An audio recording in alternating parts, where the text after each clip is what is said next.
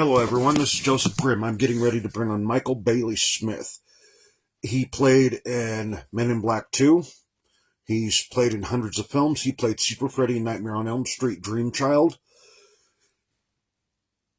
He played Papa Hades in Hills Have Eyes 2. He played Pluto in Hills Have 1. Also where he played a vampiric hitman working for the CIA in Bloodshot. I'm getting ready to bring him on now.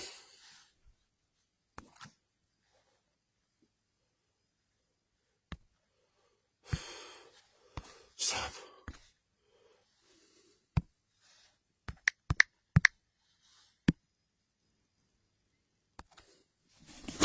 He should be coming on shortly.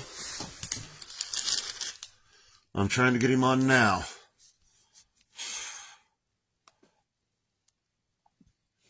Just having a few little technical difficulties right now.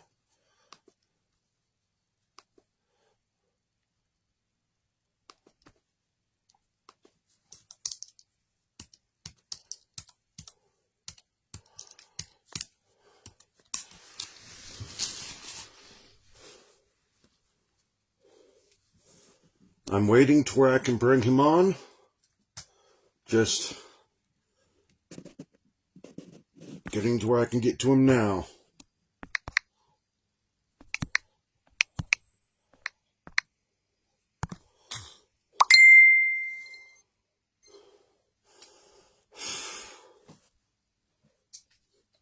Having technical difficulties right now.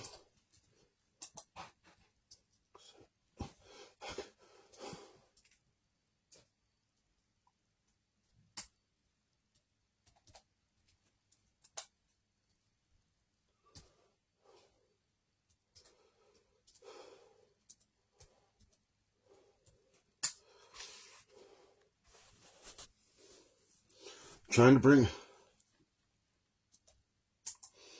to bring him on right now, people.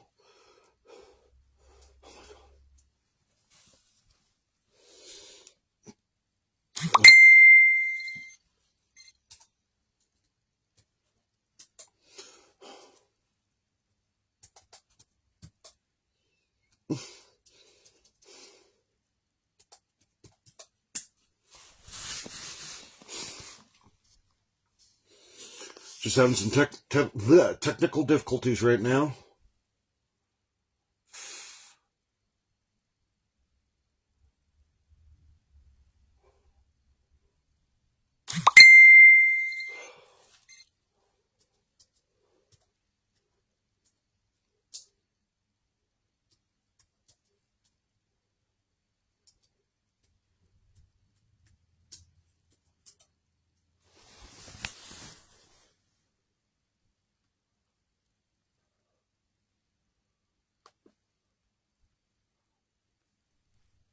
Michael's coming on the show. We're going to get him on the show. Just watch.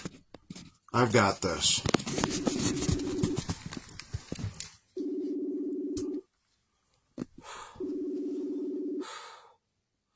I'm going to try to bring him on. I'm going to try a different way. It's not an arcanic way. I'm going to try a different way, Michael. Since I can't bring you on through my here, you can come this way, and if I have to, I'll record from my phone, from the computer to my phone. It's an unarcanic way, but hey. What's going on is my phone's not connecting to the internet here properly. That's what's going on. So we're bringing you on, even if I have to turn the camera toward you. Ooh, crap, let me turn that off. Hello, everyone. This is Michael Bailey Smith. Hey, everyone. I know this is an unarcanic way to do this. I wanted to do it a better way, but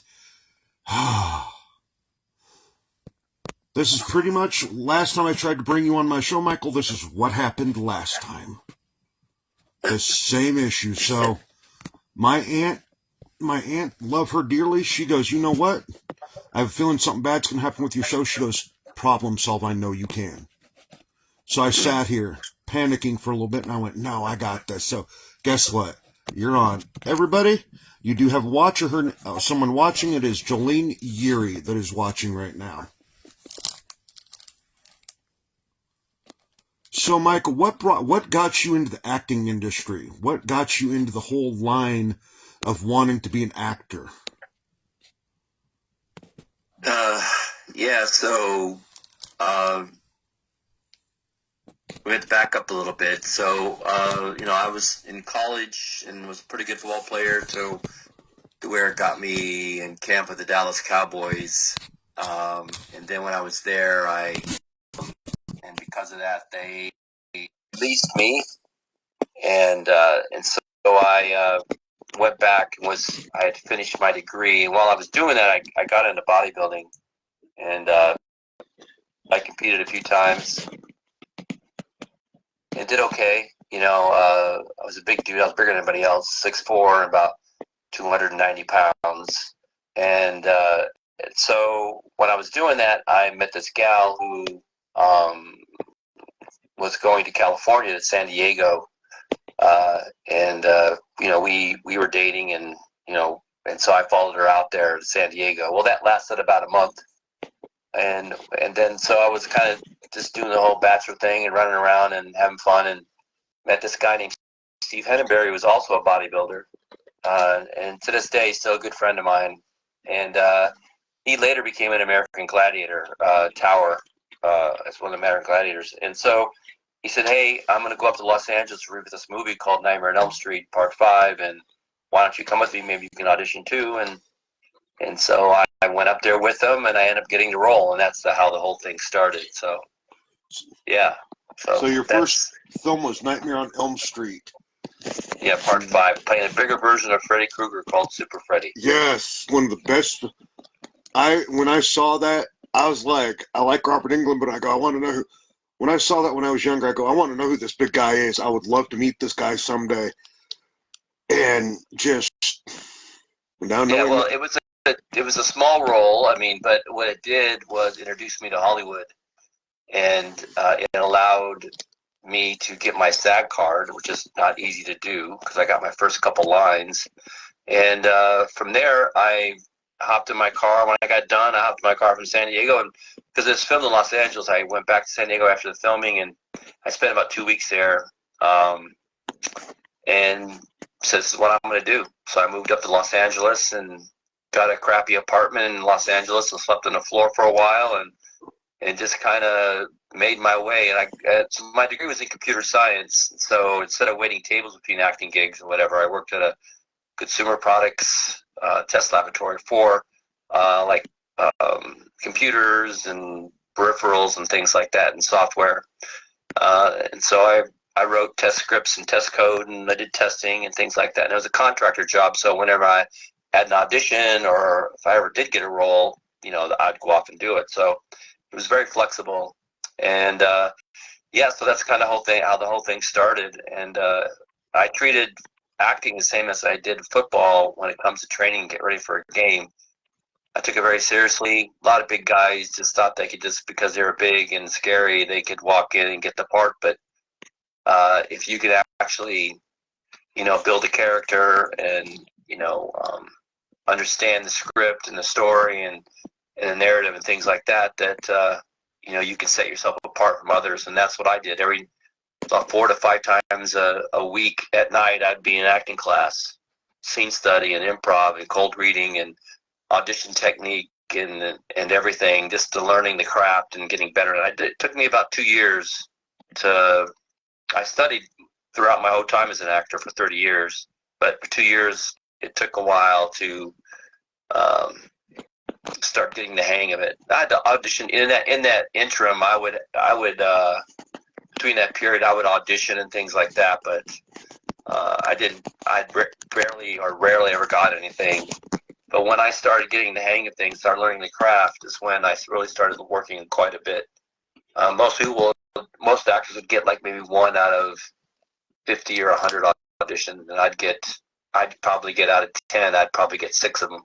Wow. So I worked a lot. Yeah. So I came in and I knew how to act, and plus I was smart, and I don't call myself smart too often, but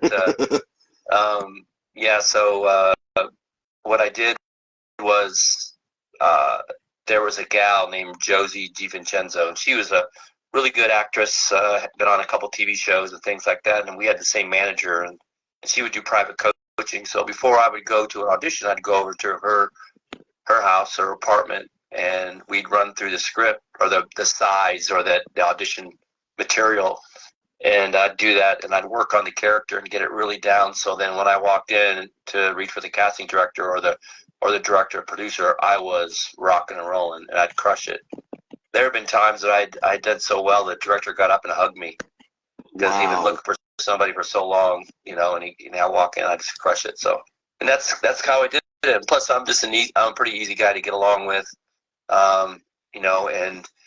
and I work my ass off too. I take the same attitude again, like I said, from the football, and took it seriously. It's a business. It's not show friends. It's show business. And they're writing every shot, every take. There's thousands upon thousands of dollars, being spent for every second, and so you have to be good at what you do. And you don't want to be the weak cog in this whole big machine of making a TV show or a commercial or a movie or whatever it is. So you want to be the strength. And I always draw the analogy to, because I'm out of acting now and I'm in business, is that when I hire somebody for my job or for my company that I own right now, when I hire somebody, I'd hire them to be the same or worse, to make my company the same or worse. I hire them to make my company better. And I don't want to babysit you. I don't want to hold your hand. I'll give you some guidance, but then you go and do your magic, make my company better. And the same thing as an actor, right? So as an actor, when you're brought onto a set, you don't want to make that their episode, their movie, whatever it is, their commercial the same or worse. You want to bring some magic and really make it special, and people go, holy crap, this is awesome. And that's what I call the holy shit factor. So, you want to live your life with the holy shit factor, do things, that have the holy shit factor in it. And if you do that, you'll be okay. In life, most people will try to shoot for a C in life, right? Just do average things, live an average life, and do whatever. But if you can, work a little harder, do a little bit more than your ass, have a lot more pride in your work, you will stand out. And next thing you know, you'll be getting an A in life. And that's what you always want to shoot for. You might not get it. You might get an A- or a B+, but you do a lot better than just hanging around and doing enough to get by and getting a C. So that's my story, and I'm sticking to it. I like that. You've got someone in the audience, Gloria Hess, very good friend of mine. She goes, I remember watching him in Charmed. And she goes, I've also seen him in television shows. Yeah. I've been in I've done over 100 movies and TV shows and commercials and video games and all those things like that. So I've been blessed for sure. What video game? I did a couple. I did Dune. I forgot the Emperor something. I did that, and I did Mech Warrior, and a couple others I've done. Oh, I did Friday Night Fights. So Friday Night Fights is pretty cool. I played this area. I always play Aryan Brotherhood or white supremacist dudes, and something like it's because of my bald head and my good looks. But anyway, but yeah. So that's what. Yeah. So, and House with Hugh Laurie, if I recall right. Yeah, I did House with Hugh Laurie. He's great. He's a great guy. I got to see that episode. I watched that the other night. I was like, oh my God. Yeah, that was pretty cool. It was fun to do. Is he really, from what people have told me about him in real life, that he's kind of a eccentric? I don't know about that. I didn't see him being that really. He's just really good at what he does. He's a great actor. I think he's English, and he has to work on his American accent, right? So, but he's a good actor and super nice guy, gracious. What I mean by gracious is there's a lot of actors I've worked with that won't do off camera. Like a lot of times when they shoot somebody, like it's a single shot on you, they'll shoot over shoot over the other actor's shoulder and onto you. but normally what happens if you're a guest starring on it, or maybe doing a co-star in a movie or something like that, a lot of times they'll shoot the star first and turn around and come on you and get you. And so, you know, when it's my time to be, you know, to have the camera on me, the actor's gone. And so you're there reading against some script supervisor or some guy that steps in. It's just very disappointing sometimes. But Hugh Laurie wasn't like that. He was a nice guy, and he was in it, you know. And same thing with Bing Rames. So I did Undisputed with Bing Rames and Wesley Snipes. Bing is an actor's actor. He's a good dude, big dude, not tall, but just a thick dude. So yeah, good stuff. Okay. It's funny, I had all these questions in my head before I got you on. It's like now it's like they went poop. So you wanna know what? I'm gonna wing it. I have my movie, one of my favorite movies that I've seen you in. Granted, it was a hell of a scene in Men in Black 2. You taste pretty good, little lady. Oh, you too. Yeah, so that was a movie. I normally wouldn't have in that stage of my career. I wouldn't have done something that small, but because it was Men in Black 2, and when Barry Sonnenfeld calls your manager and says, "Hey, we want Michael for this role," you're going to do it. So I showed up and did it. It was kind of cool.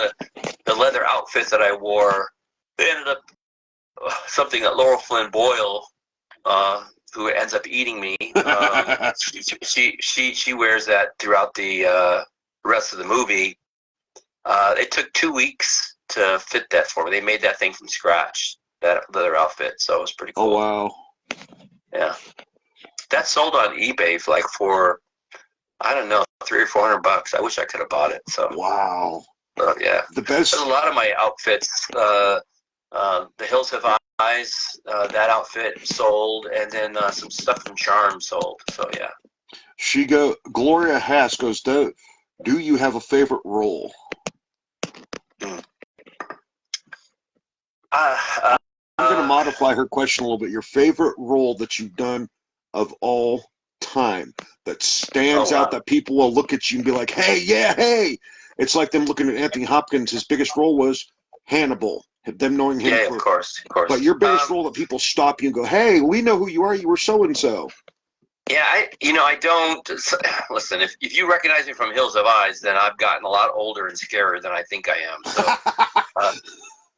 So, but it's not that. I mean, just like the Hills Have Eyes.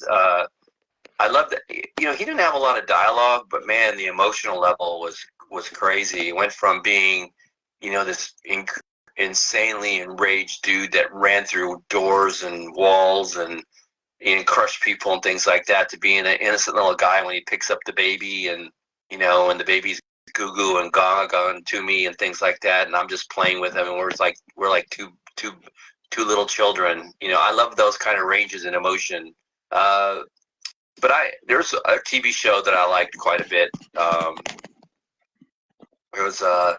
It's called Nash Bridges with Don Johnson. Cheech Marin. Yeah, Don Johnson and Cheech Marin. Yep. So, but most of my stuff was with Cheech Marin. I played this over-the-top traffic cop named Officer Mike Willis from Traffic. And so I took myself a little too serious, and it was really, really cool. And I did some great episodes of that. They were going to have me back and actually going to make me a recurring character, but it never happened because the show, Don Johnson decided not to carry on anymore. So after the season. That was really fun. I enjoyed that. The director really liked what I did. It's funny, though, like when I did the first episode, they expect me to be able to ride a police motorcycle. And I've ridden a motorcycle probably once or twice in my life. So they wanted me to hop on this motorcycle and drive it up this hill in the middle of San Francisco. And I'm like, listen, I'll do it, but I'm going to lay this thing down. I'm going to tell you right now, it's not going to happen. And so I thought I screwed up really bad because I guess they forgot to ask if I could ride a motorcycle, not before I got the role.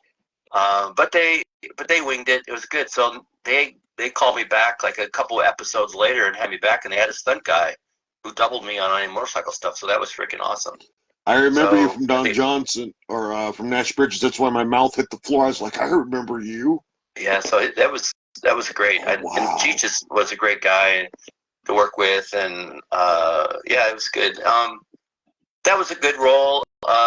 What else? Oh, there's a movie that I did that was written for me, and it's called Bloodshot. Oh, yes. It didn't make it to the theaters. It didn't even make it to.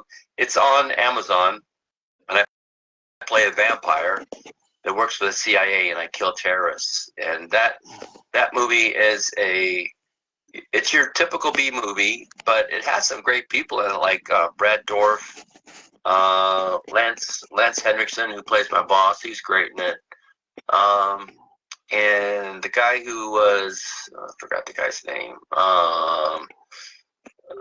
Anyway, just tons of really good people in it, and I had a great time doing it. It was right up my alley, so it was good. That part was fun. I was the lead guy in that, so it was good. I loved that movie. That movie, I got to watch that movie for the first time about a year and a half ago. Yeah. And I loved it. Yeah. So it was great movie. It was fun, but it got a lot of problems with, again, movies and TV shows and theater. It's all collaborative. I mean, all these moving pieces have to work together to make a movie. It's not just the actors. It's the people behind the scenes. It's the writers, the directors, producers, everybody. And if one part goes wrong, like in this film, the director was a really good friend of mine, Dietrich Johnston. Him and the producer butted a lot of heads, and the producer had all the money. And when it went into post-production, they got rid of him and brought in some lady who just hacked up the movie. So that's what happened. It's still pretty good. I think it's pretty good, but it's not. It's definitely not politically correct. That's for sure. It is not at all. So especially now today's world where everybody's a bunch of cupcakes. You can't have a little fun. So anyway, that movie was a great movie because I loved how I could see it was kind of low grade for some people, but for me it was perfect. It was just right. In the famous words of Siskel and Ebert, I will give it 2 thumbs up and 5 stars across the board. One of my favorite movies is Bloodshot with you in it, not just because it's you, because I love the plot. A cop trying to figure out who this killer is that's taking down killers. Nobody wants to believe him, but then he finally finds out that he's a vampire and he about trips the hell out. Then he gets to where he starts working with him, doesn't like him, then he gets to a point where the vampire, your character sacrifices himself, bites him, and then he becomes the vampire. It was poetic that the cop that couldn't stand the vampire became a vampire. And to save his wife, but then he couldn't be with his wife at the end. Exactly, so, It was poetic. It was poetic because he started out not liking your character in the movie at all. But that I could see where I'm going to look at it. I'm going to take it deep dive, as I tell people. Your character opened him up to see the world for more than what it was. Yeah, that was a deep movie to me. It was a very deep movie. I loved it. Yeah, thank you. Thanks for watching that. You're one of the few. But thank you. I appreciate it. Because when I watch a movie, I don't just go, oh, nice movie. No, I find things in movies that people won't find. Because me being a life coach, I look at things differently than people, and I look at movies and I learn lessons from them. And what your movie actually did teach me something about myself. It taught me that I can, at the time before I watched the movie a year and a half ago, I was in a bad spot where I was kind of judgmental of certain people around me. Long story short, and your movie was actually a game changer for me mentally, because I was in a bad spot. I was in a bad area, and watching your movie, seeing that character, I connected with that character deeply, the vampire character, and I'm like, this guy, he's got a little bit of arrogance to him, but look at this. He gets to a point where he sacrifices himself for the betterment of this guy that he doesn't barely know, that's been trying to kill him from the get-go, but yet he's willing to put his immortality aside to save a human. And I'm like, yeah.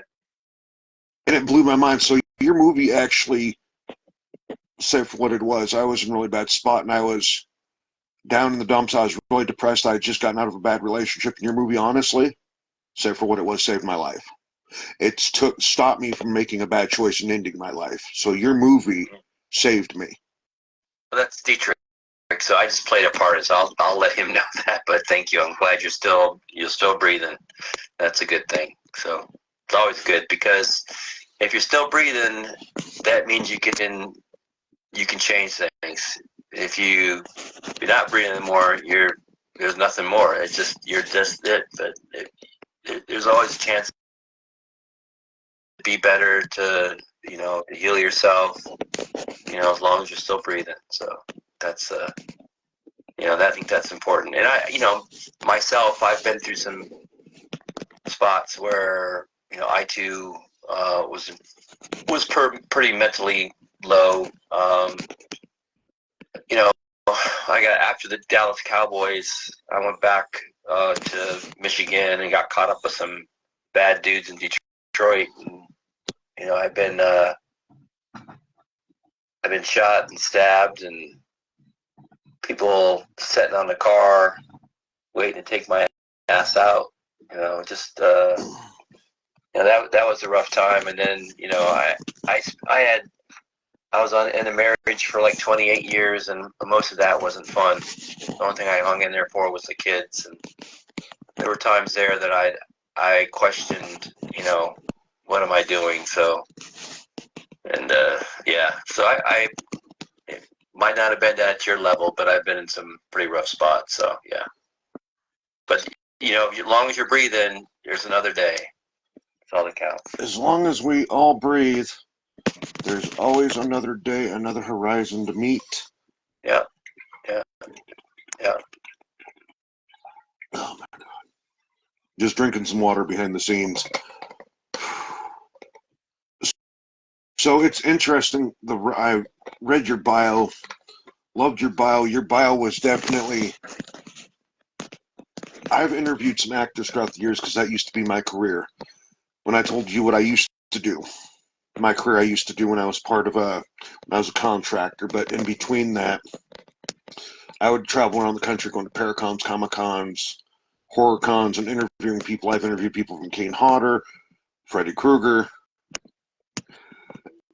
and I've met a lot of people throughout my years, and I've read a lot of stories about actors, but honestly, you just telling your story the way you have, how humble you were with it, how down to earth you were with it. You weren't like, oh yeah, I did this, I was super Freddy, you didn't pound that chest. You were just like, look, went in, tried for the role, and I got it. And it's like you were very, very humble about it. I've met some actors throughout the years that were not humble at all. Robert Englund is a very humble person. When I interviewed him, very humble. He's a great guy. Very humble, very cool dude. Kane Hodder, humble as hell. I've seen some actors in their documentaries, biographies, whatever you want to call it. But honestly, hearing your story, you got to be one of the most humble actors, one of the most humble people that I've met when it comes to acting, because some of those actors, they get big heads. But I like how my aunt put it when I told her about that I was interviewing you. She goes, oh, cool. She goes, he's just another person just like I am. She goes, he just wears better pants. I'm No, like, I don't know about that. I wear the same pants. Well, I mean, like her, I don't wear her pants, but I do get pants, and I get them on sale, so it's all good. See, you put on pants, and you go to work. You do a job, but you do it differently than most people. In my job now, I'm working 12 to 15 hours a day. Wow. So I mean, I'm putting in some serious hours. I work Saturdays and Sundays, and that's what I do. I am not only am I have my business, which I started. I've been working after 2016 with my last movie, and then I walked away. I'm just kind of done. I want to do something else. So I had, that whole test laboratory thing. I focused on the corporate world and got into sales, and I have a knack for building companies from zero to multi-million dollars. I took one company from zero to 400 million in about 3 years. And this last one I took to Series A, and I was tired of making other people rich, and I said, it's time for me to, focus on myself. So I launched a company in June, and it's going incredibly well. I can't believe how well it's going, and it's a lot of work, but it's well. And besides that, my new wife, which I've been married for about 6 months now, she is a blessing. Her name's Paige. She has an invention for a product that will be launched in about 3 or 4 weeks. And it's nothing like it on the market. And so I saw her invention. I said, we need to professionalize this. So we did. And then we built packaging around it. And now we're going to do a whole marketing campaign behind it. And so that's going to launch. So I've been busy doing those two things on nonstop. So it's been fun. And it's funny, if you love something, it's not really work anymore. It's just what you love to do, and it's what you have to do. So it's like anything. Like today, I was talking to lawyers regarding our company, and I had to go through all my emails to capture all the email threads for and do all that. So regarding patents and stuff like that. And so tedious, but it's just stuff that has to get done. So it's just part of it. Yeah. So I look at my life kind of like in 5 sections. The first part was the military, right? I was in the 82nd Airborne Division as a paratrooper. Did that. Next part was the football, both college and professional football. Third part is Hollywood. I did that for 30 years, over 100 movies and TV shows, won awards. I have people with tattoos of me on their body, which is very strange. I have action figures, which is really cool. And the fourth part was working in the corporate world for companies. And this fifth part is now working for myself and working for and getting my wife's company off the ground and getting that going. And there'd be nothing would make me more proud, more happy than to see my wife successful.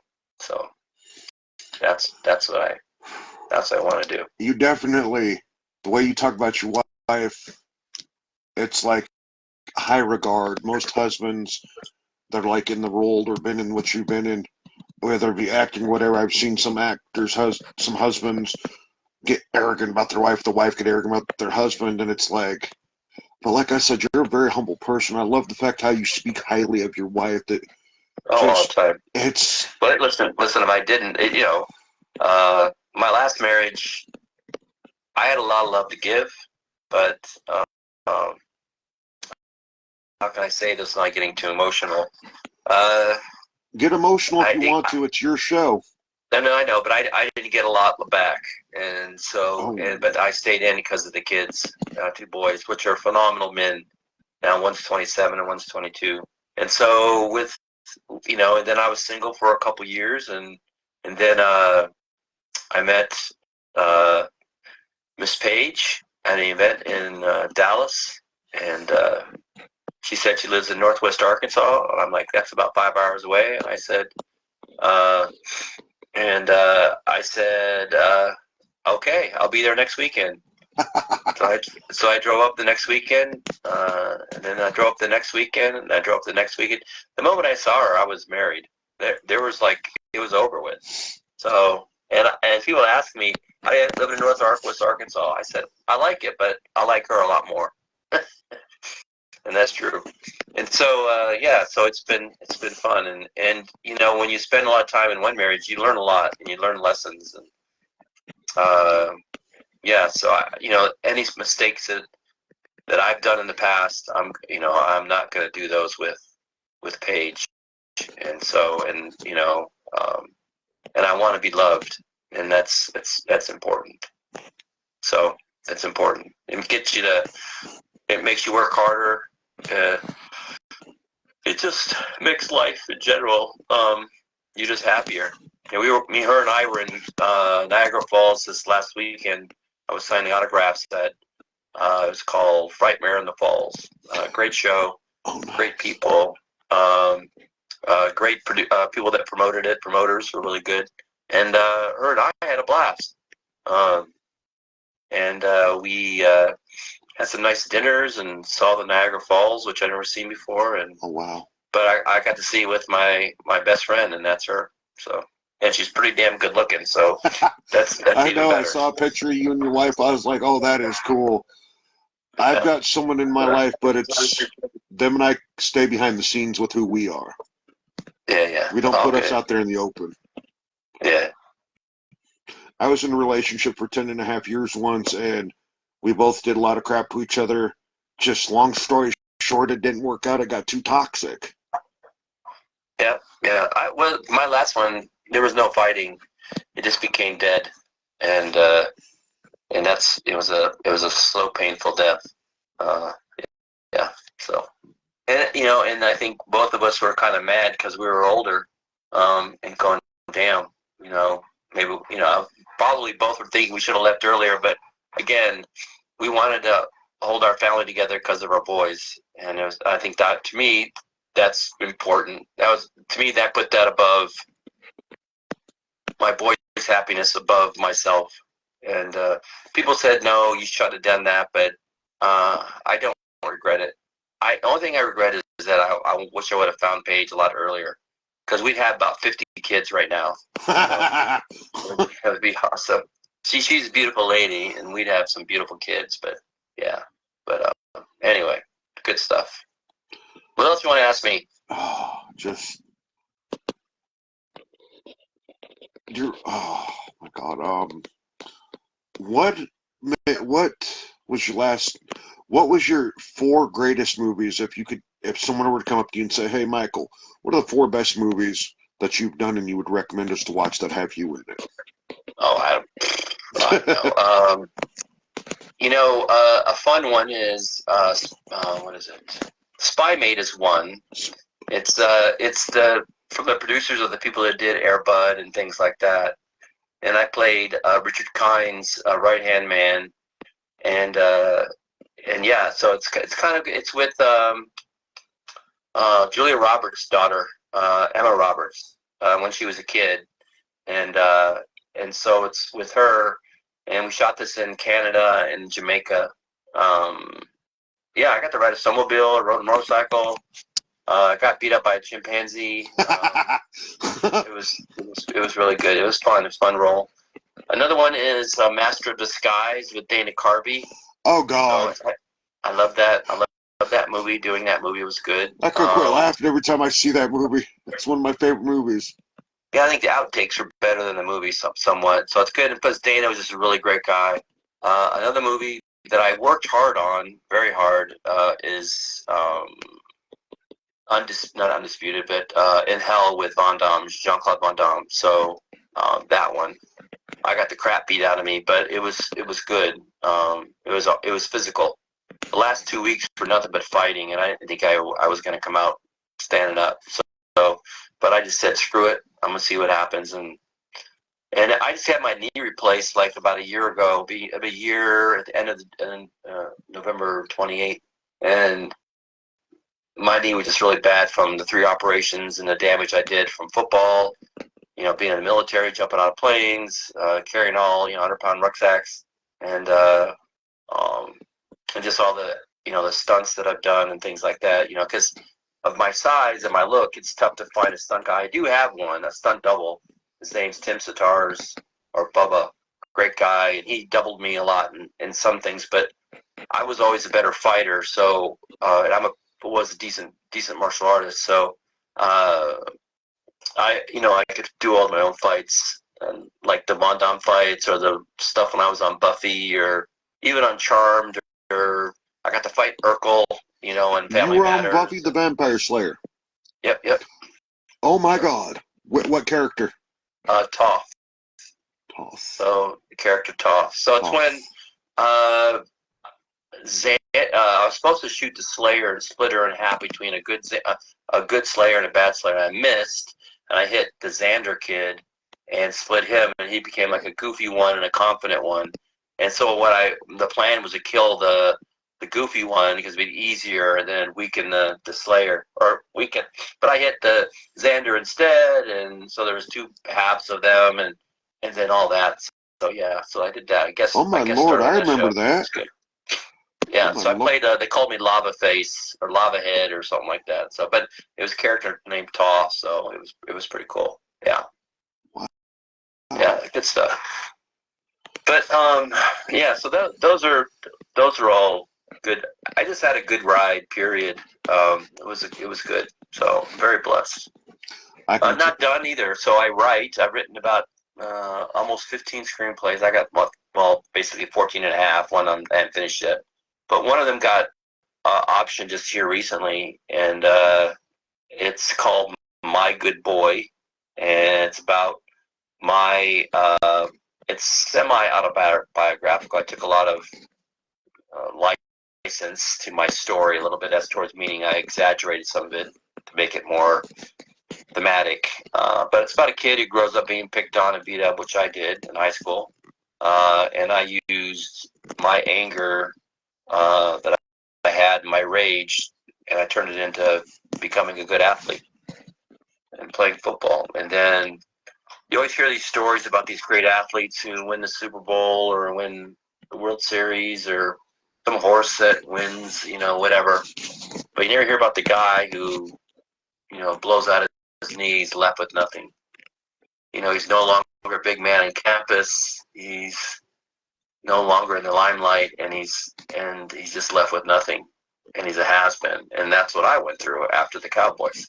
Come back to college, finish my degree, and the girls that you used to talk to no longer want to talk to you anymore. Because you're not, the star, and now there's a whole crew of new football players are now the star, and they're all getting all the glory, and you're sitting back like, what the hell? And so I use, that turned into anger.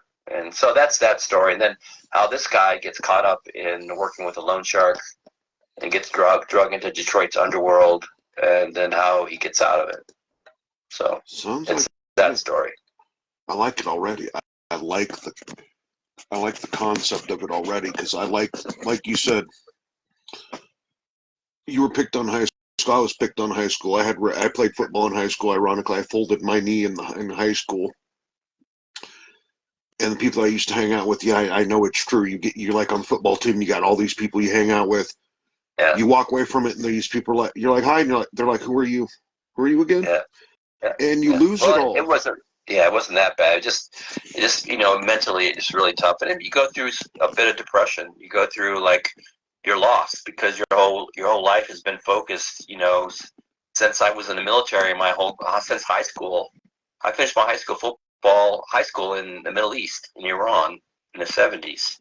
So my dad was in the Air Force, for the U.S. Air Force, teaching the Iranians how to fly F-16s. But actually he was doing like OJT programs and stuff like that, or for the Iranian Air Force. And so we went to a Toronto American school there, and I always wanted to play college football. That was my goal. I didn't care where. I just wanted to play college football. And I know how to get there, so my dad says, why don't you join the military? You could get the GI Bill, and that'll pay for school. So that's what I did. I picked something that was hardcore, so I went in the 82nd Airborne Division as a paratrooper. Did that for 3 years, and that whole time my goal was to play college football. And it was the ultimate dream of playing in the NFL. But I didn't know how to get there or nothing like that. So when I was in the Army, there was a chaplain in my unit, the Chaplain Gimbel. He was an outside linebacker for Kansas State, and he was like the biggest smoking, cussing, drinking chaplain you ever saw. And he's like, hey, Corporal, I understand you want to play college football. And I'm like, yes, sir. And he goes, let me make some calls for you. So he was known for putting guys from the 82nd into college to play football. And so there was a guy named Terry Long. He went to East Carolina. He ended up playing for the Pittsburgh Steelers for many years as a guard for them. About 5'11", about 280 pounds. Super fast guy. Knew him well in the military. Then about 10 years ago, or maybe more, he killed himself. Drank a gallon of antifreeze, got CTE, and did the whole situation.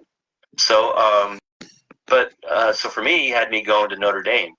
He said, I called them, and they said they want to see you, and they'd love to have you.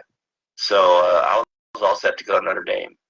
And then he calls me like about 3 months before I'm about to get out. And he says, where are you from? And I said, well, I was born in Michigan, but I really don't have a hometown. He goes, well, so he checked on the schools in Michigan and says, well, Eastern Michigan needs help. And they hadn't won a game in a year. And so that's how the whole thing started. I went there and I got redshirted my freshman year and then played the rest of the time. But again, when it all comes to an end, you're left with nothing.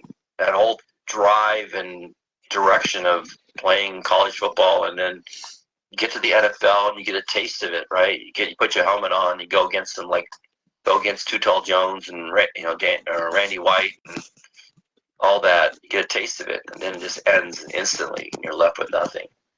And that's kind of how it was. And there was no one there to help you, to talk to you. It was either just drink. You would.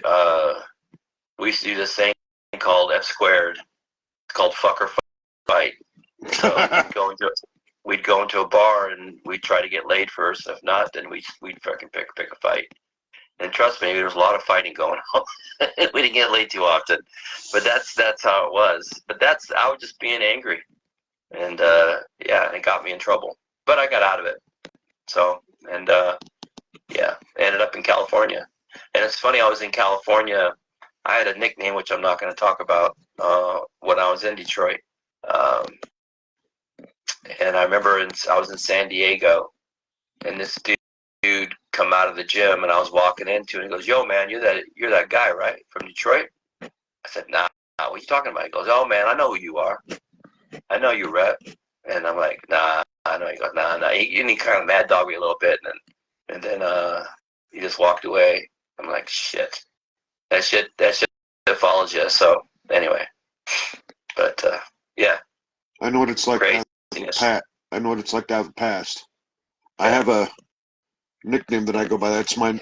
Grimm ain't my real last name. Grimm's a nickname that I've carried with me for 35 years, since I was 5 years old. So 38 years I've carried it. And there's been times that nickname has gotten me into trouble because it has a reputation behind it.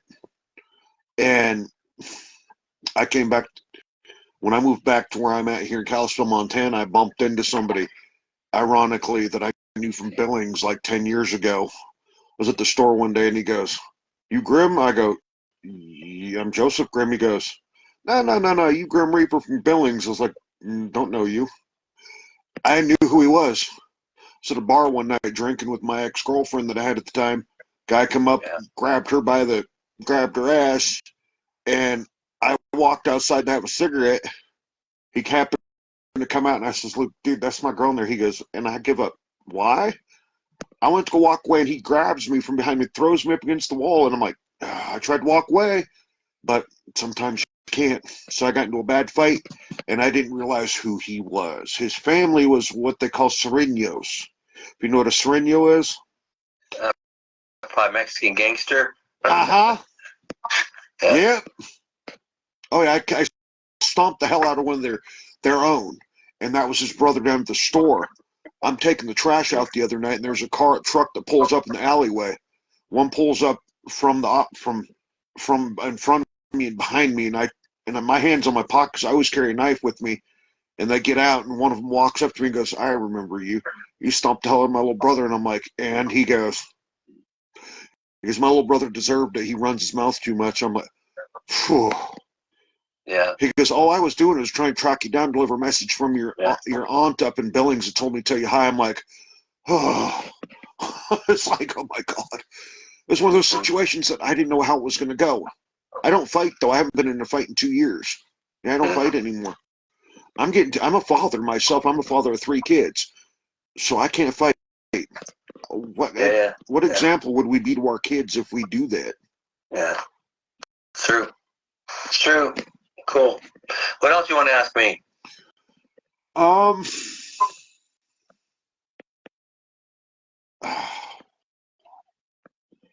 What was the last movie you did? It's called Miracle Desert. Miracle Desert. Yeah, it's on. You can watch it on YouTube. It's a short film, but I actually read for the full movie years ago, and the guy lost His name's Mark Hossack. He's a director, writer, and producer. He You should watch it. It's pretty fun. Starts out with two guys, a guy named J.R. Bourne and myself. We're buried from the neck down in the middle of the Mojave Desert. So we shot most of it like that. And then, I won't tell you much more, but you'll like it. There's a great voiceover I do at the beginning. It's pretty good. Miracle Desert. I'll remember that one. Yeah, watch that. You'll like that. It's pretty good. So I won some awards. Good stuff. Did you ever? All right, we got like 4 minutes left. So what else do you want to ask me? Okay. I'm ready.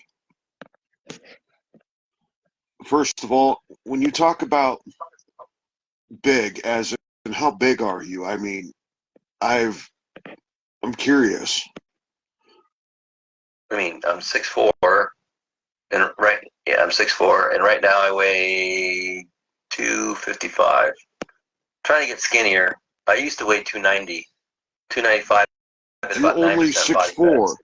Oh my Lord! In some of the movies I've seen, that you look like you're bigger than that. I was thinking you were like 6'8", 6'7", or something like that. Wow. No, just 6'4". No, just 6'4". You're not much. Understand, most actors are dinky. So yeah, you're not much bigger than me. I'm 6'3.5", 222 pounds. Yeah. So that you're a big dude. Yeah. I don't look big, but I pack a punch, though. Yeah. I quit doing that. I'm trying to be a lover, not a fighter. So I quit. What made me grow up. 39 years old when I had my first kid. I was a late bloomer in life. Had my first son. One of my exes, we had a kid together, and when I found out that I was a dad, I sat there and held him in my arms for the first time and looked at him and went, 39 years old, I finally grew up. I stopped doing guys, men take a lot longer to grow up than women do. Women are pretty squared away when they're young. So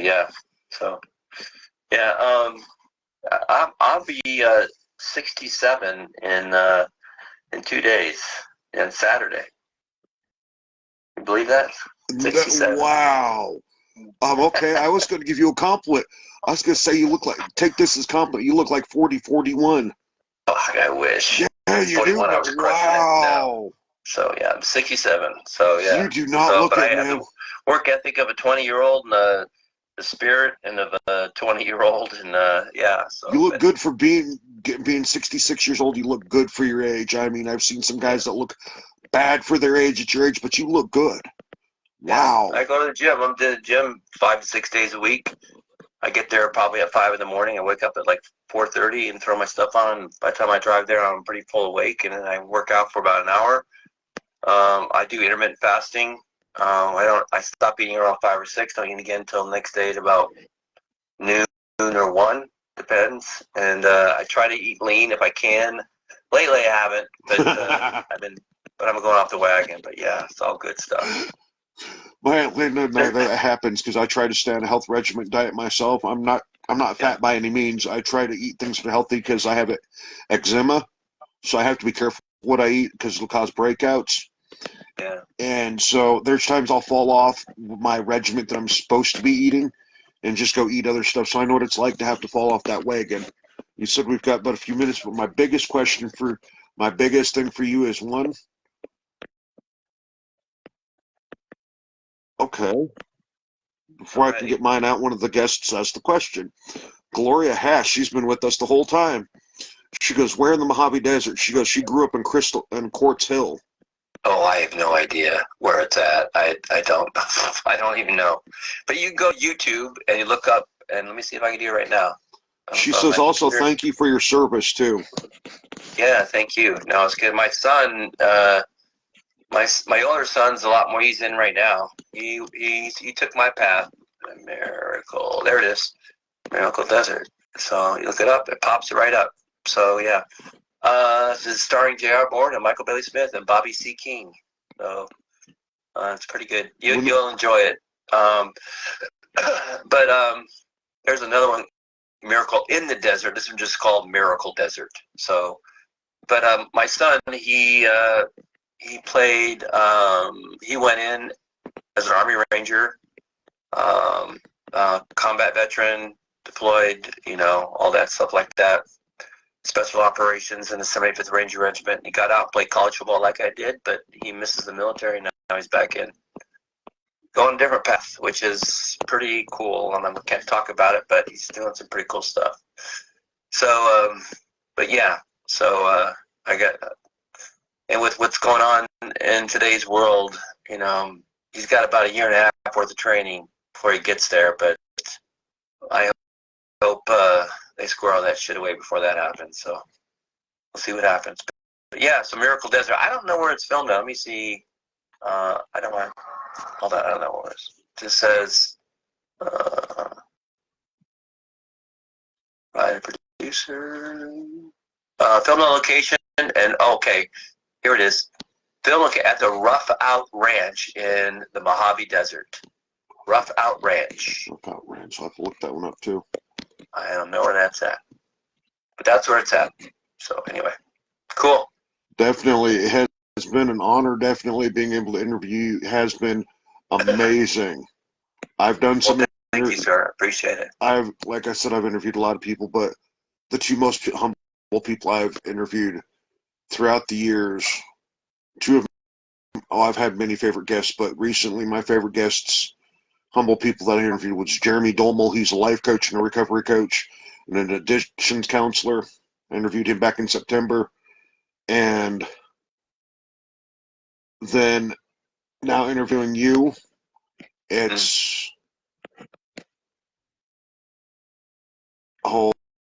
thank you, Gloria. She goes, thank you for giving us your time, Mr. Smith. Thank you. Thanks for having me. I appreciate it. Definitely. So, I look forward to being able to bring you back on my show again, but next time if we bring it on, it will not be like this. Next time I'm going to be doing it through Zoom, because tomorrow I get paid tonight for my job, and I'm going to be paying for Zoom, and I'm going to start getting my Zoom up and running. Okay. Sounds good. I look forward to having you back on our show again. All right. Thank you, sir. Appreciate it. Thank you, Michael. Good night. Happy Halloween. And yeah. Thank you, Michael, for coming on the show. Everyone, this is Joseph Grimm and Michael Bailey Smith. It has been an honor, and also has been an honor knowing that you played one of the most iconic characters that they could have ever made, Super Freddy. All right. Thank you, sir. You're welcome. All right. Take care. You too. All right. Bye. Bye.